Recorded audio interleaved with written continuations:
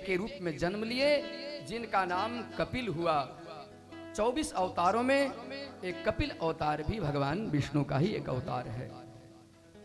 फिर देवहूति मैया को और कपिल भगवान को करदम ऋषि अपने घर में छोड़कर शिक्षा दीक्षा देकर और अपने घर से बाहर निकलकर तपस्या करने लगे। मैया देवहूति को भगवान विष्णु जो कपिल के रूप में थे बहुत सुंदर उपदेश दिए। सारे उपदेशों को मानकर मैया देवहूति और भगवान कपिल अपने घर में रहे। भगवान कहते हैं वही जो मनु और शत्रुपा की दूसरी बेटी हैं वह है आकुति। आकुति का विवाह रुचि प्रजापति के साथ हुआ और रुचि प्रजापति के साथ जब हुआ तो उनके यहां भगवान एक रूप में आए हैं। कौन? रुचि और प्रजापति, आकुति और रुचि प्रजापति, ये दोनों के घर में भगवान एक रूप में आए हैं। कौन? यज्ञ नारायण के रूप में। भगवान का एक रूप है यज्ञ का। जो अपने घर में आप यज्ञ करवाते हैं, ये साक्षात भगवान यज्ञ नारायण के रूप में इस संसार में प्रकट हुए थे, भगवान अवतार लिए थे। किनके यहाँ? बोले आकुति मैया के यहाँ और रुचि प्रजापति के यहाँ साक्षात भगवान यज्ञ अवतार के रूप में इस संसार में आए। और महारानी लक्ष्मी उस समय किस रूप में आई थी? दक्षिणा के रूप में। यज्ञ नारायण की पत्नी का नाम है दक्षिणा। जब आप यज्ञ करवाते हैं ना तो पंडित जी लोग दक्षिणा मांगते हैं। आपके मन में यह आता होगा पंडित जी बार बार दक्षिणा ही क्यों मांगते हैं? तो जानिए यज्ञ नारायण की पत्नी का नाम क्या है? दक्षिणा। महारानी लक्ष्मी है दक्षिणा। जब आप यज्ञ करवाते हो अपने घर में या किसी तरह का पूजा पाठ करवाते हो, अगर आप दक्षिणा नहीं देते हो तो वह यज्ञ ब्राह्मणों का हो जाता है। क्योंकि ब्राह्मण वेद मंत्रों के द्वारा उस यज्ञ में भगवान नारायण को, लक्ष्मी को साक्षात बुलाते हैं और वेद मंत्रों के प्रभाव से आपके घर में भगवान का आगमन होता है और फिर भगवान की विदाई होती है। और जब आप यज्ञ की दक्षिणा नहीं देते हो तो यज्ञ नारायण वह संपूर्ण फल ब्राह्मणों को दे देते हैं। इसलिए यज्ञ में, पूजा पाठ में अगर ब्राह्मण न भी मांगे तब भी दक्षिणा दे ही देनी चाहिए। क्यों? कि वो दक्षिणा के फल से ही हमें यज्ञ का फल मिलता है। आप जानते हैं, आप अपने घर में कोई यज्ञ करते हैं, पूजा पाठ करते हैं तो हवन करवाते हैं। हवन करते समय स्वाहा शब्द बोला जाता है। क्या बोलते हैं? स्वाहा। क्यों बोलते हैं? आपको किन्हीं को पता है यहां ये स्वाहा शब्द क्यों बोला जाता है? इसलिए बोला जाता है कि हवन हम लोग कहां डालते हैं? अग्नि में। जब हवन करते हैं तो आहुति कहां डालते हैं? आग में डालते हैं ना। तो आग क्या है? अग्नि देवता है और अग्नि देव की पत्नी का नाम क्या है? स्वाहा। अग्नि देव की पत्नी है स्वाहा। आप हवन करते हैं और हवन करते समय अगर स्वाहा नहीं बोलते हैं तो हवन करने का कोई फल नहीं मिलेगा आपको। क्यों फल नहीं मिलेगा? कि संसार का नियम है, प्रकृति का नियम है, शास्त्र का नियम है। पत्नी जब प्रसन्न होगी तभी पति कुछ कर पाएंगे, और पत्नी प्रसन्न नहीं तो लाखों कमाइए लक्ष्मी जी, लेकिन आपकी धर्म पत्नी प्रसन्न नहीं है तो सारा धन बेकार है। धर्म पत्नी क्या है? गृहिणी है। गृह मंत्रालय उनके हाथ में आया है, ये आदि काल से चला आया है। अभी अभी मैं कह रहा था ना, आप यज्ञ करते हो, यज्ञ नारायण को प्रसन्न करते हो, भगवान को प्रसन्न करते हो, फूल चढ़ाकर, बिल्वपत्र चढ़ाकर, मिष्टान चढ़ाकर, सिंदूर, अबीर, रोली, वस्त्र सब कुछ चढ़ा देते हो। लेकिन जब दक्षिणा नहीं देते हो तो महारानी दक्षिणा लक्ष्मी प्रसन्न नहीं होती है और वह सारे यज्ञ निष्फल हो जाते हैं। प्रकृति शास्त्रों का नियम है, जब तक पत्नी को प्रसन्न नहीं करोगे, क्योंकि वो शक्ति है और शक्ति के बिना ये शरीर 100 के बराबर है। हमारे अंदर शक्ति तब आती है जब आप शक्तिमान बनाते हो। हमारे आप विचार करते हो हमारे इस अंग में शक्ति कहां है? हाथ की शक्ति, मुंह में बोलने की शक्ति, कान से सुनने की शक्ति, आंख से देखने की शक्ति, पांव से चलने की शक्ति, ये शक्तियां क्या हैं? कौन है ये शक्ति? कहां से आई हमारे शरीर में ये शक्ति? बोले ये शक्ति आद्या शक्ति जगत जननी भवानी, ये जो त्रिपुर सुंदरी जिनकी प्रतिष्ठा हो रही है वही शक्ति है। वो तो संसार की शक्ति है, लेकिन हमारी घर की शक्ति कौन है जानते हो आप? हमारी घर की शक्ति हमारी पत्नी, हमारी माँ, हमारी बेटी, हमारी बहू, जिस भी रूप में हमारे घर में निवास कर रही हैं वो शक्ति के रूप में है। चाहे वह बेटी के रूप में हो, चाहे बहू के रूप में हो, चाहे पत्नी के रूप में हो, चाहे माँ के रूप में हो, जिस भी रूप में आपके घर में है वो शक्ति अगर प्रसन्न है तभी आप शक्तिमान हैं। अगर आपके घर की शक्तियां अप्रसन्न हो जाएंगी, निराश हो जाएंगी, आप विचार करना, आप बहुत धन कमाए हो लेकिन आपके प्रभाव से आपके घर की स्त्रियां अगर प्रत्येक दिन रोने लगे, आपकी घर के स्त्रियों के आंखों से आंसू की धारा बहे, तो लक्ष्मी बहुत दिन नहीं लगाती है घर से बाहर जाने में। शास्त्र कहता है नार्यस्तु यत्र पूज्यन्ते रमन्ते तत्र देवता।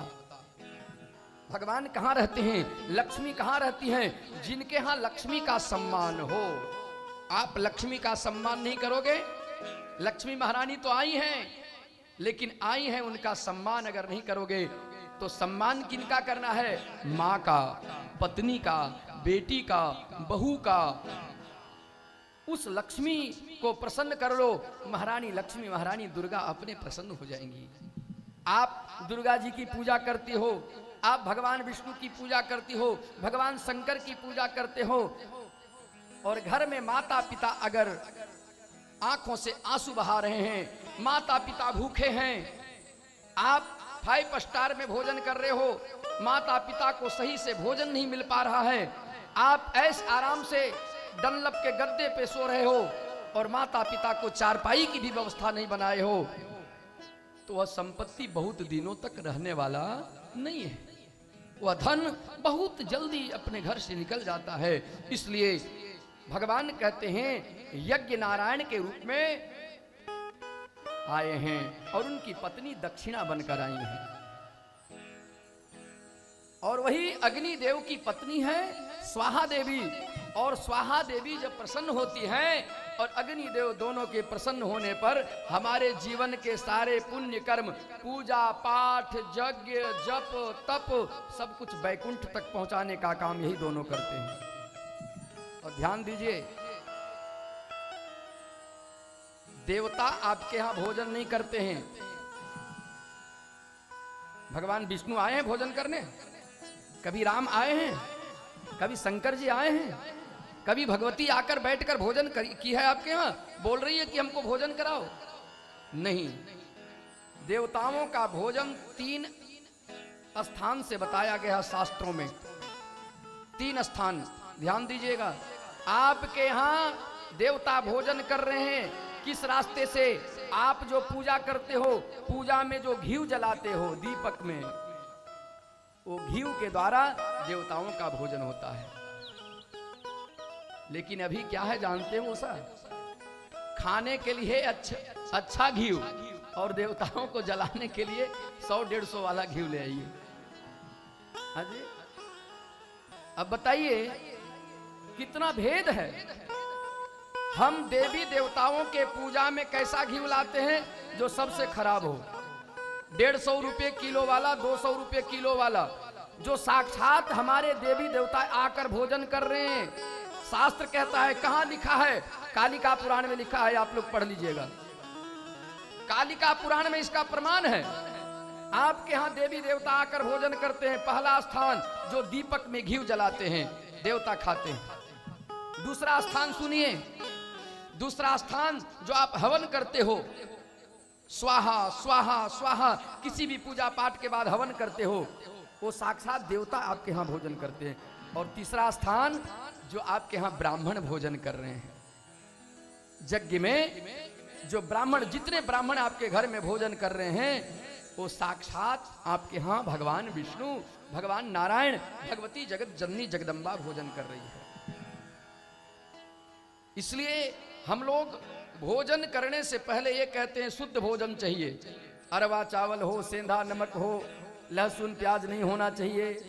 शुद्ध भोजन क्यों करते हैं? हमारी भी इच्छा होती है थोड़ा चटकार खाने की। अच्छा, हम लोगों की इच्छा नहीं होती कि थोड़ा अच्छा स्वादिष्ट भोजन करें, लेकिन क्यों नहीं करते? क्योंकि अभी हम लोग यज्ञ में हैं। यज्ञ में जितने पवित्र से पवित्र भोजन बने, जितने शुद्ध से शुद्ध भोजन बने, क्योंकि हम लोग देवताओं को भोजन करा रहे हैं। अभी हम स्वयं भोजन नहीं कर रहे हैं। हम आपके घर में आपके यज्ञ की सफलता के लिए, आपके कल्याण के लिए देवताओं को भोजन कराते हैं। इसलिए पूजा पाठ का संपूर्ण फल हमें तब मिलता है जब नियम से और विधि विधान से हम करते हैं। भगवान कहते हैं यज्ञ नारायण की पत्नी दक्षिणा बनकर आई। देवहूति और करदम, आकुति और रुचि प्रजापति,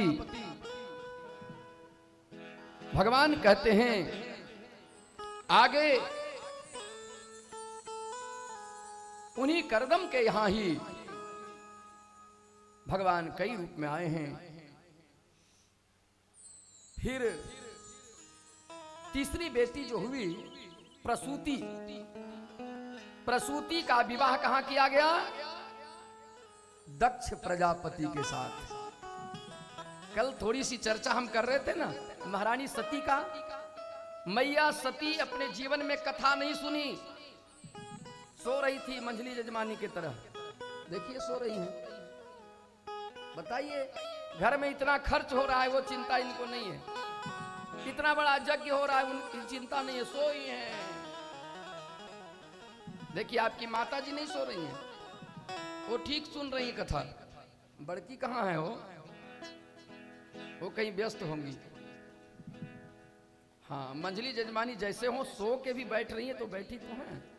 आंख इनकी कभी खुली नहीं रहती है, आंख हमेशा बंद रहती है। पता नहीं कौन सा ध्यान में बैठे हैं, कैसे ध्यान लगाए हैं। कुछ सुन रहे हैं मैं जो बोल रहा हूं? आप सुन रहे हैं? हाँ, गुस्सा भी कर रहे हैं क्या? हाँ, गुस्साइएगा नहीं। बोल यज्ञ नारायण भगवान की। ध्यान दीजिए। चल जाग मुसाफिर भोर भई, अब रैन कहाँ जो सोवत है। चल जाग मुसाफिर भोर भई, अब रैन कहाँ जो सोवत है। चल जाग मुसाफिर भोर भई, अब रैन खोवत है।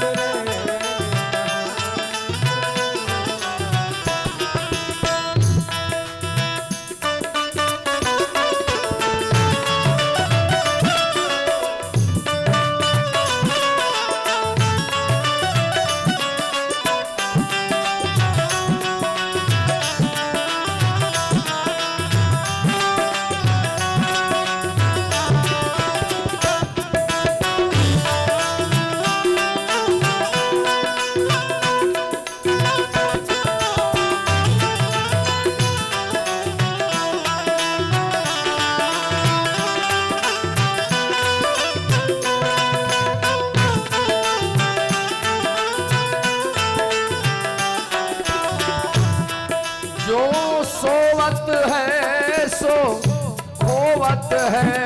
जो सोवत है सो खोवत है। जो सोवत है सो खोवत है।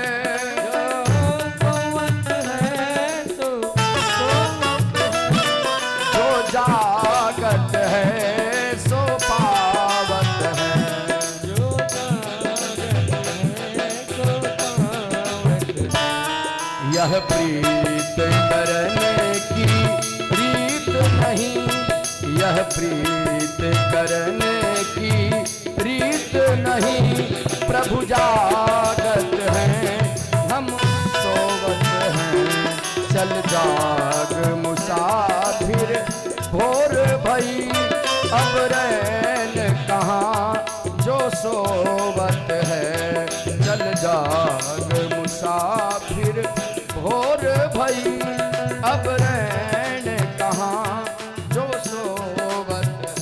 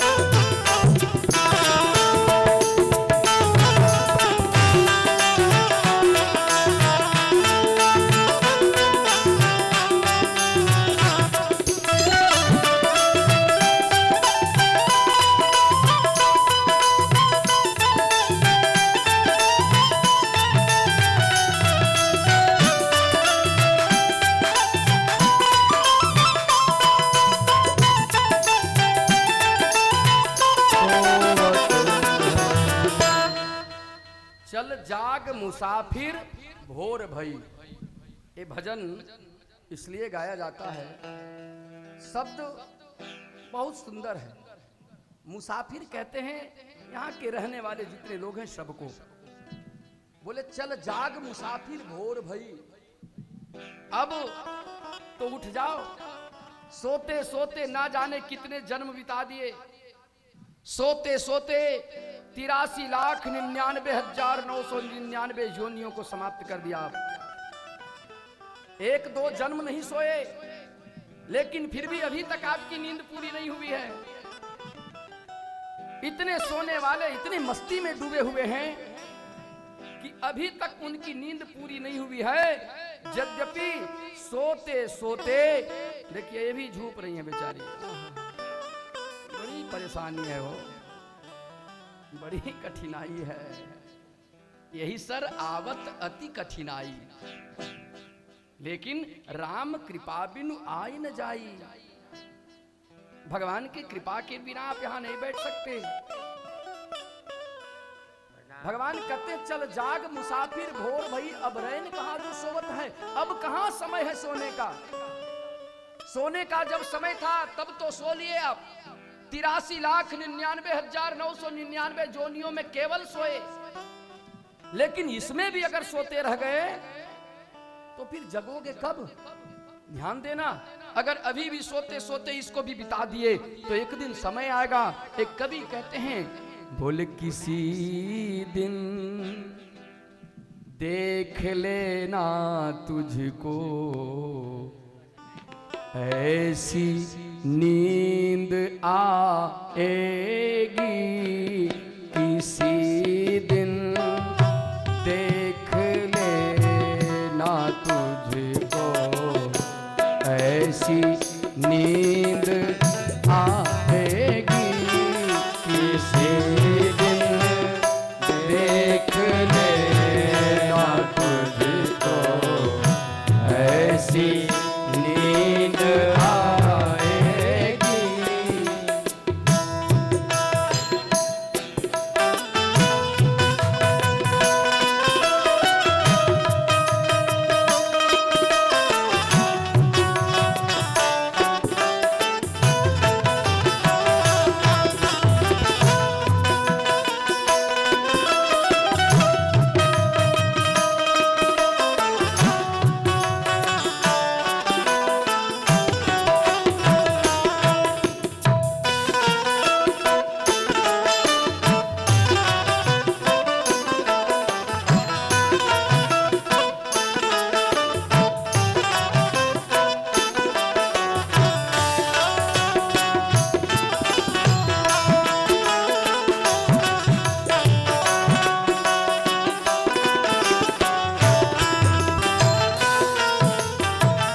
कैसी नींद आएगी, ध्यान दीजिए।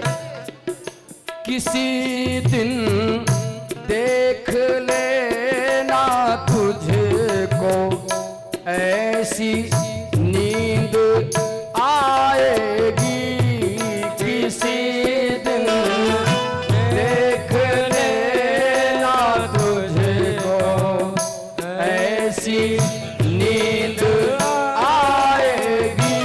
कैसी? तू सोया फिर न जागेगा, तू सोया फिर न जागेगा, तुझे दुनिया जगाएगी। तू सोया फिर न जागेगा, तुझे दुनिया जगाएगी। तू सोया फिर न जागेगा।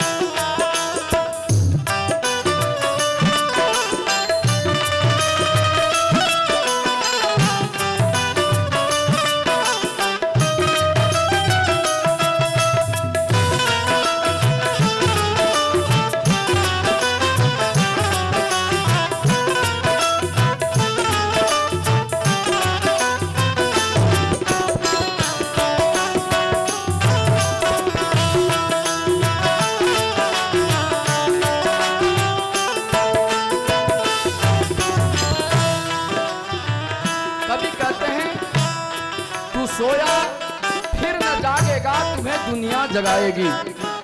एक दिन ऐसी नींद आएगी ना, घर वाले परिवार वाले कहेंगे जग लो, लेकिन आप नहीं जगोगे, तुम्हारी आंख खुलेगी नहीं, संसार से सब दिन के लिए तुम सो जाओगे। ऐसी नींद आएगी। उस नींद को आने से पहले अपने आप को संभाल लो।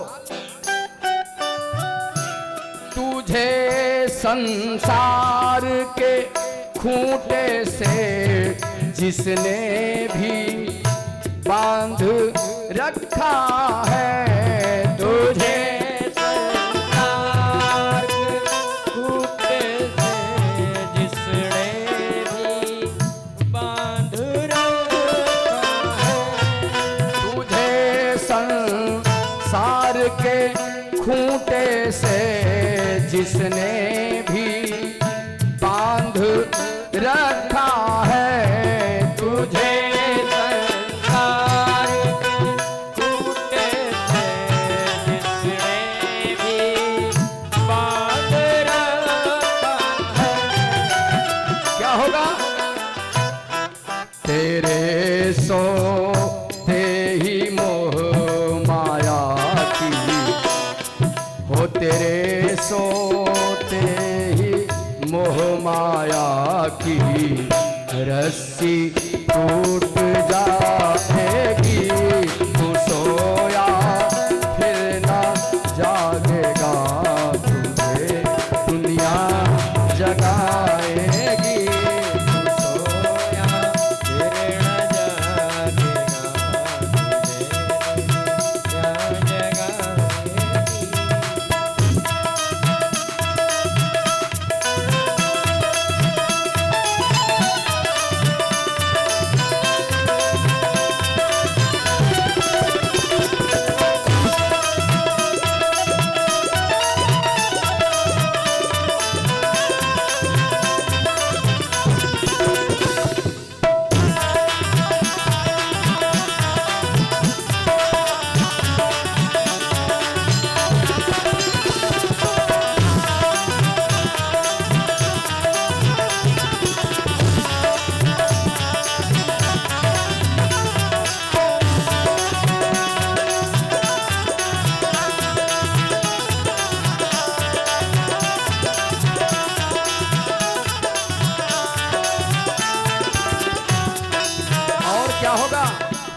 तेरे घर वाले जिस सूरत पे इतना नाज करते हैं, तेरे घर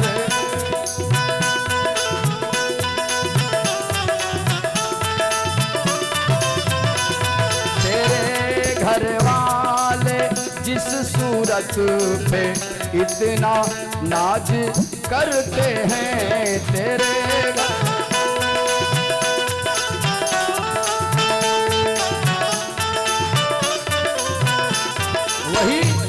वही सूरत मृतक बनकर, वही सूरत मृतक बनकर दुनिया को डराएगी। तू सोया फिर न जागेगा, तुझे दुनिया जगाएगी। तू सोया फिर न जागेगा, तुझे दुनिया जगाएगी।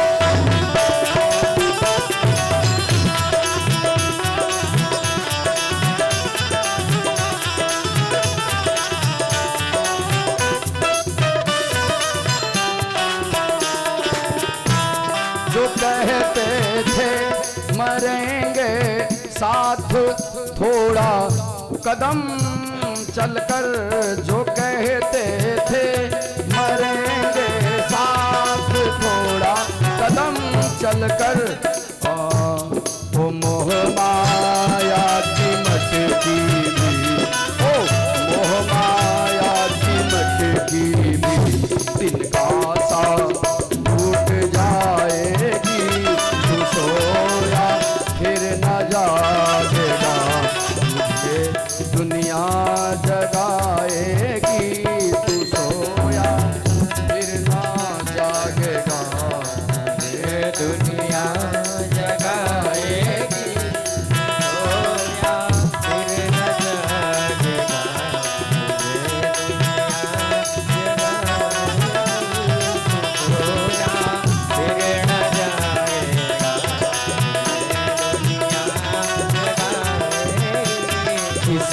दिन देख लेना तुझको ऐसी नींद आएगी। किसी दिन देख लेना तुझको ऐसी नींद आएगी। तू सोया फिर न जागेगा, तुझे दुनिया जगाएगी। तू सोया फिर न जागेगा, तुझे दुनिया जगाएगी।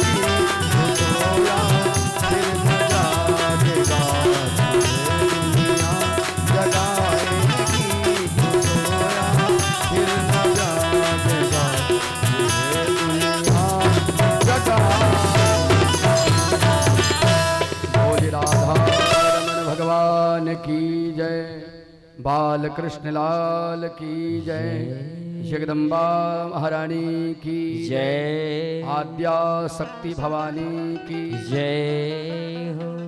मनु शत्रुपा की 3 बेटियों की चर्चा हम सभी सुने। देवहूति, आकुति और प्रसूति।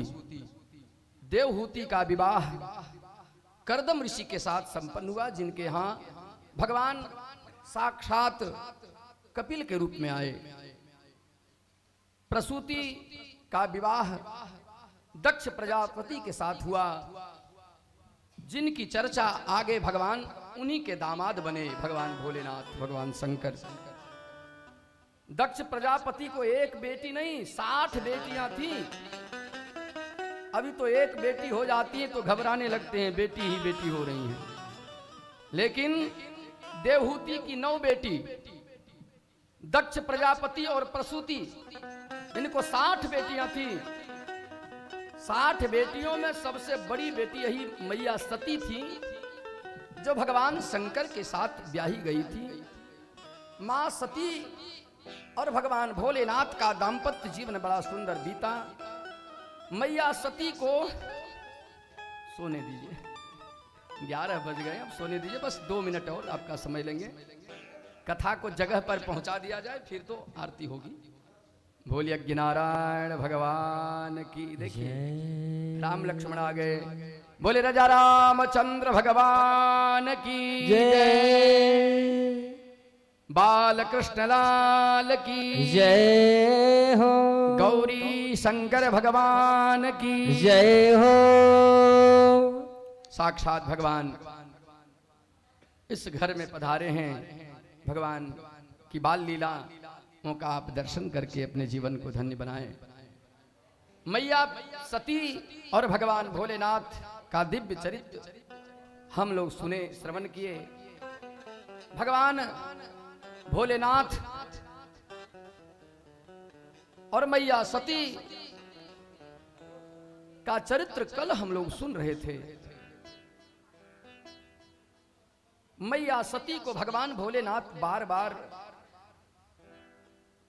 अमृत रूपी कथा सुनाने का प्रयास किया। एक बार त्रेता जुग माही शंभु गए कुंभज ऋषि पाही संग सती जग जननी भवानी पूजे ऋषि अखिलेश्वर जानी। मां सती कथा नहीं सुनी। कथा सुनी होती तो वो कभी भी उनके मन में संदेह नहीं होता है। देखिए देवी देवताओं के प्रति संदेह किनके मन में होता है? जो उनके बारे में जानते नहीं है। धर्म कर्म के बारे में, पूजा पाठ के बारे में संदेह किनको होता है, शंका किनको होती है? जो उनके बारे में जानते नहीं। गोस्वामी जी कहते जाने बिनु न होई परतीति, बिनु परतीति होई नहीं प्रीति।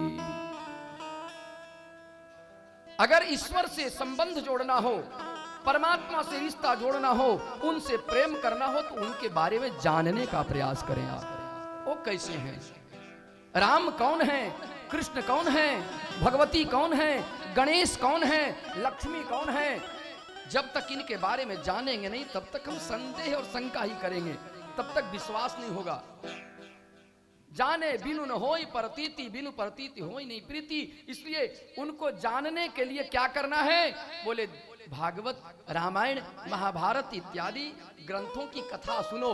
उसमें सब कुछ बताया है कि राम कौन थे, कृष्ण कौन थे, यहाँ आकर भगवान कृष्ण क्या किए, राम क्या किए। और जब तक जानेंगे नहीं तब तो शंका और संदेह तो उत्पन्न हो। मां सती के मन में भी संदेह हो गया। जो साक्षात भगवान भोलेनाथ की पत्नी है मैया सती, उनके मन में भी संदेह हो गया। कब? कथा सुनकर आ रही हैं अगस्त्य ऋषि के आश्रम से। उसी समय भगवान की सुंदर लीला चल रही है। कैसी लीला? मैया सीता का हरण हुआ है और मां सीता के खोज में राम और लक्ष्मण दोनों भाई रो रहे हैं। कैसे रो रहे हैं? पेड़ों को आलिंगन करके, पौधों को आलिंगन करके, उड़ती हुई पक्षियों से पूछ रहे हैं मेरी सीता कहाँ चली गई। बंचर जीवों पशु पक्षुओं से पूछ रहे हैं मेरी सीता कहाँ चली गई। एक ऐसा वियोग है। भगवान राम और लक्ष्मण का वियोग अगर आप सुनेंगे, अपने पत्नी के वियोग में कितने विह्वल हैं भगवान राम और लक्ष्मण। भगवान शंकर और मां पार्वती कथा सुनकर आ रहे थे। उसी समय भगवान शंकर भगवान राम को देखकर प्रणाम किए। धन्य है प्रभु, पत्नी के वियोग में आप इतने रो रहे हो।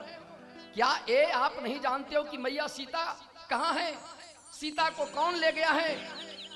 दुष्ट दुराचारी रावण के चंगुल से आप उसे नहीं निकाल सकते हो।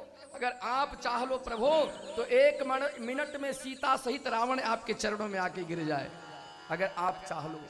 भगवान शंकर मन ही मन प्रणाम करते हैं भगवान राम को। मैया सती देख लेती है प्रणाम करती। मां सती ने पूछा प्रभु अभी अभी जो प्रणाम कर रहे थे जमीन छूकर, पृथ्वी छूकर, किसको प्रणाम कर रहे थे? भगवान शंकर ने कहा देख रही हो देवी, ओ राम और लक्ष्मण। बोले हाँ, राम लक्ष्मण जो अभी अभी रो रहे हैं, जिनके आंखों से अश्रु की धारा बह रही है, जो पत्नी के वियोग में महारानी सीता की खोज में दोनों भाई जंगल में भटक रहे हैं, कैसे रो रहे हैं? वो कोई साधारण बालक नहीं है। वो कौन है? बोले मर्यादा पुरुषोत्तम राघवेंद्र सरकार, निर्गुण निराकार ब्रह्म, सगुन साकार के रूप में इस पृथ्वी में माँ कौशल्या के गोद में खेलने वाला उसका बेटा राम है और लक्ष्मण है। ये पूर्ण ब्रह्म परमात्मा है, ये कोई साधारण नहीं है देवी, ये कोई साधारण मानव नहीं है। बोले राघवेंद्र सरकार की जय। मां सती के मन में संदेह हो गया। मां सती कहती है एक ऐसा ब्रह्म, एक ऐसा परमात्मा, एक ऐसा ईश्वर जिसे यह भी पता नहीं कि उसकी पत्नी कहाँ है, जो अपनी पत्नी की सुरक्षा न कर पाए वो संसार की सुरक्षा कैसे कर सकता है। मैया सती के मन में संदेह हो गया। भगवान शंकर मनाए मान जाओ, लेकिन मां सती नहीं मानी। जो तुम्हारे मन अति संदेह, जो तुम्हारे मन अति संदेह, जो तुम्हारे मन अति संदेह।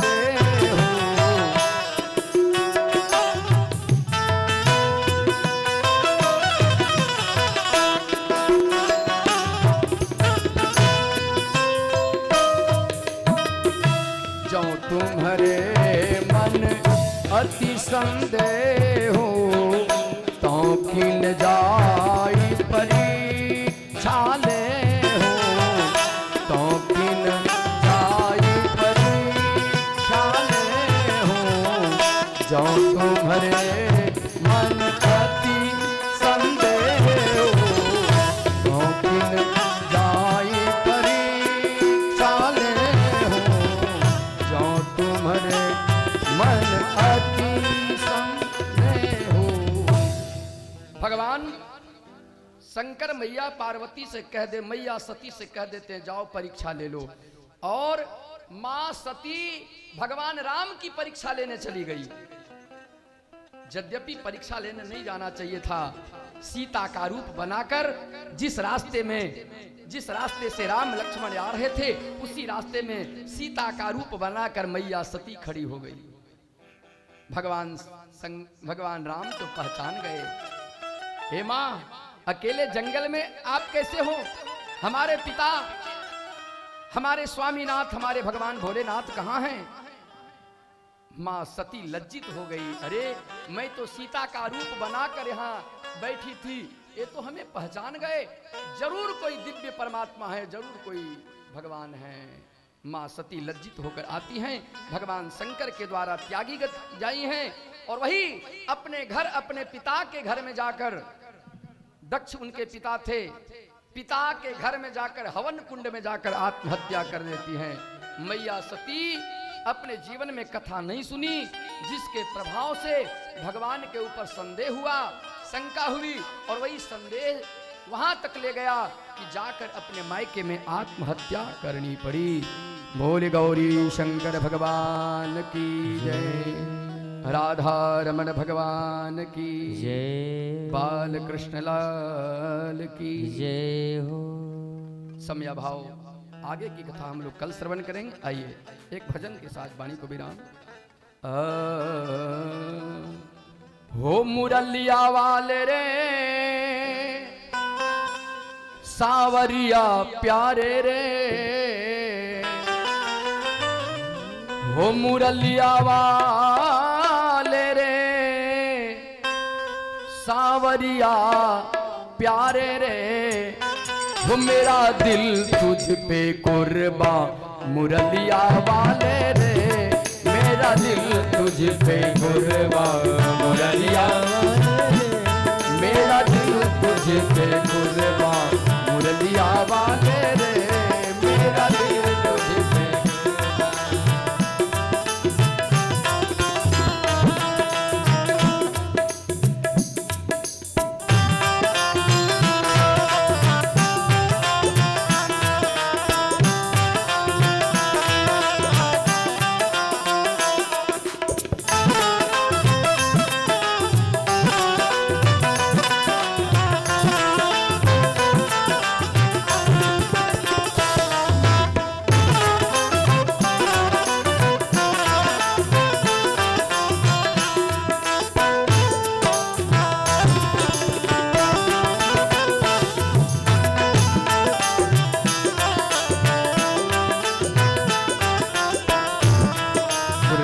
कुर्बान कुर्बान कुर्बान कुर्बान कुर्बान कुर्बान कुर्बान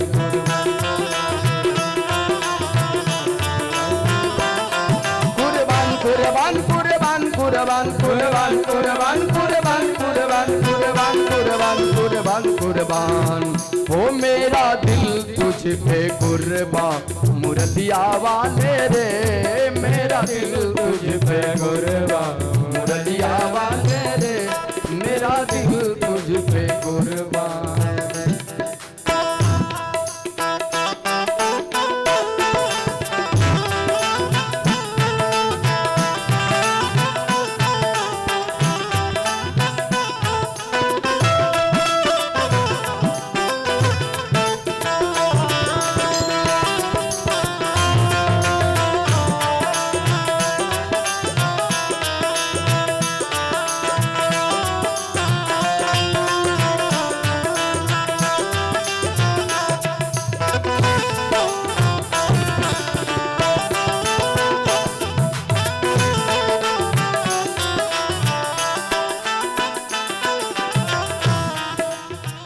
मैं तो तेरा एक दीदार चाहूं मैं तो तेरा एक दीदार चाहूं मैं तो तेरा एक दीदार चाहूं मैं तो तेरा एक मैं तो तेरा एक दीदार चाहूं मैं तो तेरा एक दीदार दीवाना तेरा तेरा प्यार चाहूं दीवाना तेरा तेरा प्यार चाहूं मैं तो तेरा एक दीदार चाहूं मैं तो तेरा एक दीदार चाहूं दीवाना तेरा तेरा प्यार चाहूं दीवाना तेरा तेरा प्यार चाहूं हो अब तो हो जा मेहरबान मुरलिया वाले रे अब तो हो जा मेहरबान मुरलिया वाले रे मेरा दिल तुझ पे कुर्बान मुरलिया वाले रे मेरा दिल तुझ पे कुर्बान।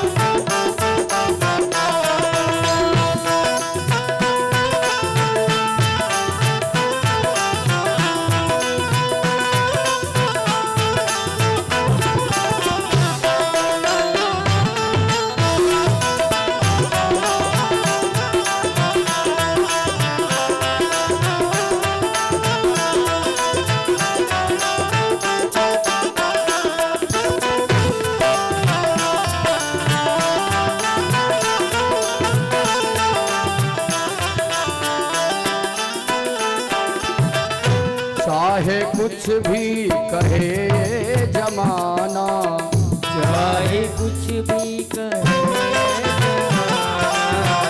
चाहे कुछ भी कहे ये जमाना चाहे कुछ भी कहे पागल हुआ एक ये तेरा दीवाना पागल हुआ चाहे कुछ भी कहे ये जमाना चाहे कुछ भी पागल हुआ एक ये तेरा दीवाना पागल हुआ एक ये तेरा दीवाना हो मेरा दिल तुझ पे कुर्बान मुरलिया वाले रे मेरा दिल तुझ पे कुर्बान मुरलिया वाले रे हाँ मुरलिया वाले रे सावरिया प्यार रे मुरलिया वाले रे सावरिया प्यार रे मेरा दिल तुझ पे कुर्बान मुरलिया वाले रे मेरा दिल तुझ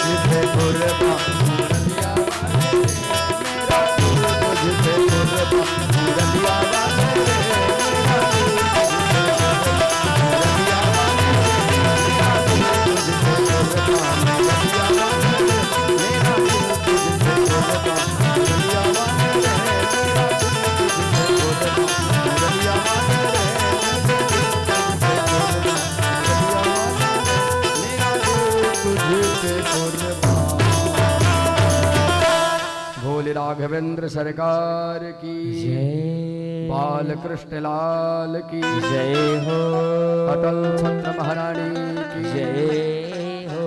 आइए आज इन्हीं शब्दों के साथ अपने वाक पुष्पांजलि को भगवान के चरणों में अर्पित करते हुए भगवान की कथा कल हम श्रवण करते हैं। कल चौथे दिवस में भगवान कृष्ण जन्म की कथा, राम जन्म की कथा बहुत दिव्य ढंग से इस प्रांगण में भगवान का जन्मोत्सव मनाया जाएगा। भगवान कृष्ण और राम की जन्म की कथा भी होनी है और इस घर से बाराती भी निकलनी है। कल हमारे रंजित बाबू की शादी में सभी लोग बारात में जाएंगे और हम लोग यहाँ भगवान को जन्म करवाएंगे। भगवान कृष्ण और राम का जन्म उत्सव यहाँ मनाएंगे बड़े धूमधाम से। तो आइए आगे की कथा हम लोग कल सुनेंगे। बोले बाल कृष्ण लाल की जय। आ जाएं, भगवान की आरती, सभी यजमान आ जाएंगे।